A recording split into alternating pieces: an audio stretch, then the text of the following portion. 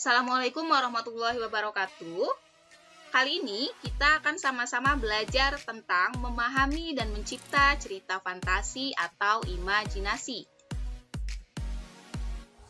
Kompetensi dasarnya 3.3 mengidentifikasi unsur-unsur cerita fantasi yang dibaca dan didengar.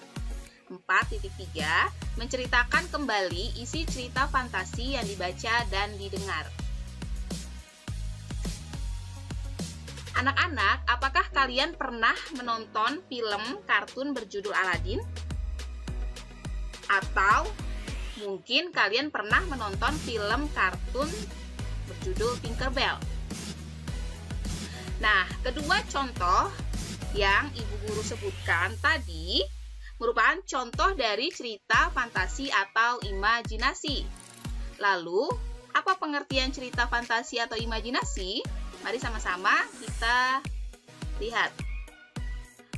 Pengertian dari cerita fantasi atau imajinasi adalah bahan tertulis yang berbentuk karangan atau tulisan untuk menggambarkan, membayangkan berbagai perbuatan, pengalaman, dan kejadian berupa angan-angan. Nah, di dalam cerita fantasi ini bersifat imajinasi atau fiksi. Artinya apa? Cerita ini tidak nyata, hanya khayalan penulis semata. Seperti itu. Selanjutnya, ciri umum dari cerita fantasi atau imajinasi ada 6. Yang pertama, adanya keajaiban, keanehan, kemisteriusan. Nah, dalam cerita ini, ceritanya mengungkapkan hal-hal yang supranatural. Pokoknya ceritanya tentang keajaiban, seperti itu. Kemudian, ide ceritanya terbuka terhadap daya khayal penulis. Jadi, dalam cerita ini, idenya tidak dibatasi oleh kehidupan nyata atau realitas. Ciri umum selanjutnya, menggunakan berbagai latar atau lintas ruang dan waktu. Jadi, dalam cerita ini, peristiwa yang dialami tokoh memiliki dua latar. Latar yang ada dalam kehidupan sehari-hari dengan latar yang tidak ada dalam kehidupan sehari-hari. Lalu, ciri umum selanjutnya, tokohnya unik. Apa Bu tokohnya unik? Tokohnya ini memiliki kesaktian dan memiliki watak dan ciri yang unik. Kemudian, ceritanya bersifat fiksi. Seperti yang tadi sudah saya jelaskan, fiksi itu bukan kejadian nyata. Tapi bisa nggak Bu ceritanya berdasarkan atau diilhami dari kejadian nyata? Bisa. Tapi keseluruhan cerita ini hayalan penulis, jadi bukan kejadian nyata. Selanjutnya bahasanya penggunaan sinonimnya disampaikan dengan emosi yang kuat dan variasi kata yang cukup menonjol. Selanjutnya, jenis cerita fantasi dibagi menjadi beberapa jenis. Yang pertama ada cerita fantasi total. Nah, pada cerita ini semua tidak terjadi dalam dunia nyata. Jadi hanya khayalan penulis.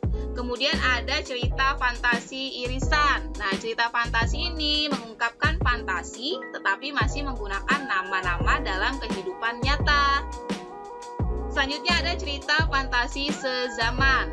Nah, cerita fantasi ini mengungkapkan fantasi di dalam satu latar atau satu waktu. Ini maaf ya, salah. Di dalam satu latar atau satu waktu.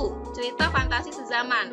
Waktunya masih dalam satu zaman. Kemudian ada cerita fantasi lintas zaman. Nah, cerita fantasi lintas zaman ini memiliki dua atau lebih latar yang ada di dalam cerita tersebut. Berikutnya ada unsur-unsur cerita narasi. Ada apa saja sih unsur-unsur cerita narasi? Yang pertama ada tema. Nah, tema ini merupakan suatu gagasan pokok atau ide pikiran terkait suatu hal. Nah, ini ide pokok ceritanya, intisari ceritanya, itu namanya tema. Kemudian ada alur atau plot. Nah, alur atau plot merupakan merupakan jalan cerita yang ada di dalam sebuah teks cerita fantasi. Kemudian ada tokoh dan penokohan. Nah, tokoh dan penokohan ini tidak boleh dipisahkan. Kalau kalian harus nulis tokoh di dalam unsur cerita narasi, harus disertai dengan penokohan. Kok begitu, Bu? Ya iya, karena tokohnya itu orangnya, penokohan itu karakternya atau wataknya. Jadi harus ditulis beriringan, tokoh dan penokohan. Bisa dilihat jenis alur. Yang pertama ada alur maju atau disebut progresif. Nah, alur ini menceritakan peristiwa berurutan dari awal hingga akhir. Kemudian ada alur mundur atau regresif. Nah, alur ini menceritakan peristiwa dari akhir ke awal. Jadi nanti dalam ceritanya ini ada namanya kilas balik atau memperlihatkan masa lalu. Selanjutnya, jenis alur yang ketiga ada alur campuran. Nah, alur campuran ini merupakan alur gabungan antara alur cerita maju dengan alur cerita mundur. Tahapan alur bisa dilihat berikut tahapan alur. Yang pertama ada pengenalan cerita, yang kedua munculnya konflik, yang ketiga peningkatan masalah, yang keempat klimaks atau puncak konflik, yang kelima penyelesaian, dan yang keenam resolusi.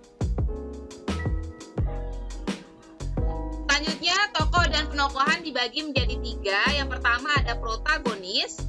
Protagonis ini sebelumnya sudah pernah saya bahas di dalam perkenalan kita di awal semester kemarin. Protagonis apa sih? Protagonis ini adalah tokoh utama. Ingat, tokoh utama. Jadi ketika ditanya, apa itu protagonis? Kalian tidak boleh menjawab tokoh baik, tetapi tokoh utama. Kenapa selama ini kalian diajarkan protagonis tokoh baik? Karena rata-rata penulis atau pengarang cerita biasanya memberikan karakter kepada tokoh utama ini tokoh baik. Jarang kan kalian melihat tokoh utama sifatnya jahat. Nah, makanya ada beberapa guru yang mengajarkan protagonis ini adalah tokoh baik. Seharusnya protagonis adalah tokoh utama. Nah, tokohnya ini menampilkan sesuatu yang sesuai dengan harapan si pembaca atau penonton, gitu. Kemudian ada tokoh antagonis. Tokoh antagonis ini adalah tokoh yang menjadi lawan tokoh protagonis. Yang ketiga ada tokoh tritagonis. Tokoh ini merupakan tokoh pembantu atau tokoh penengah dalam cerita, baik untuk tokoh protagonis maupun untuk tokoh antagonis. Unsur cerita narasi selanjutnya ada latar atau setting. Nah, latar atau setting ini merupakan keterangan terkait dengan waktu, tempat, serta suasana di dalam cerita. Selanjutnya, unsur selanjutnya dalam cerita narasi yaitu sudut pandang. Sudut pandang ini adalah posisi penulis di dalam sebuah cerita. Nanti kita akan bahas ada beberapa jenis sudut pandang dan ada beberapa jenis latar.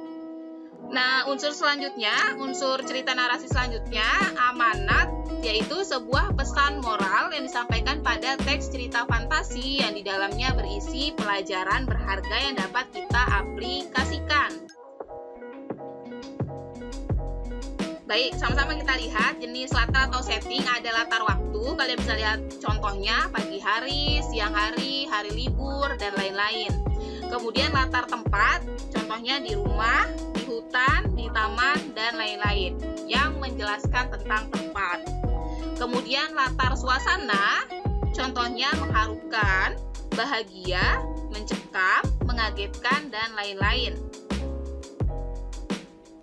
Selanjutnya jenis sudut pandang ada 3. Ada sudut pandang orang pertama menggunakan aku, saya dalam cerita. Sudut pandang orang ketiga menggunakan dia, ia, dan nama orang. Sudut pandang campuran menggunakan gabungan sudut pandang pertama dengan sudut pandang orang ketiga. Nanti di dalam sudut pandang orang pertama dibagi lagi jenisnya. Sudut pandang orang ketiga pun dibagi lagi. Nih, kita bisa lihat sama-sama sudut pandang orang pertama bisa dibagi menjadi sudut pandang orang pertama sebagai tokoh utama.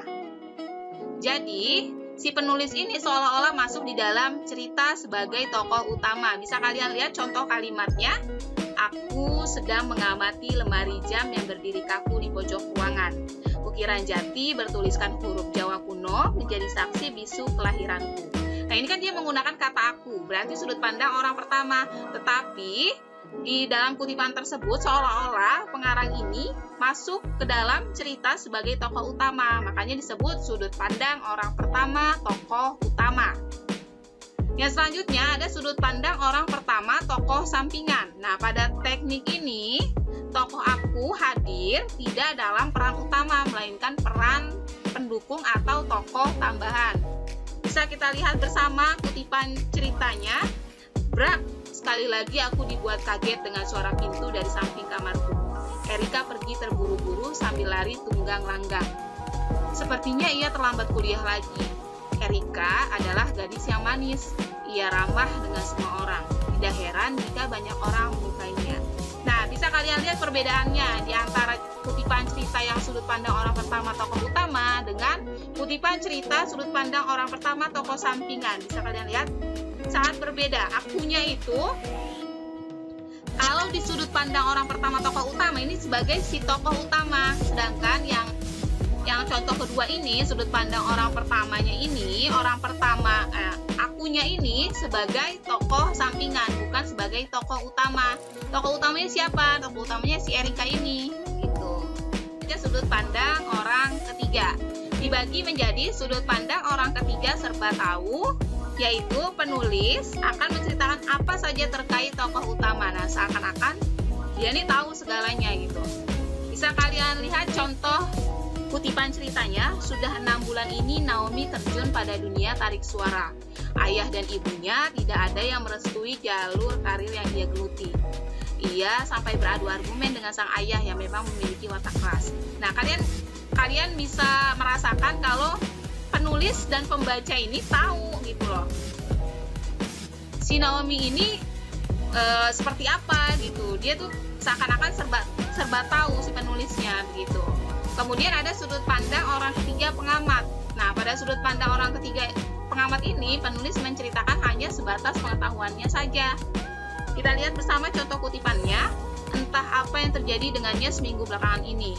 Pulang dari kantor langsung menunjukkan muka masam.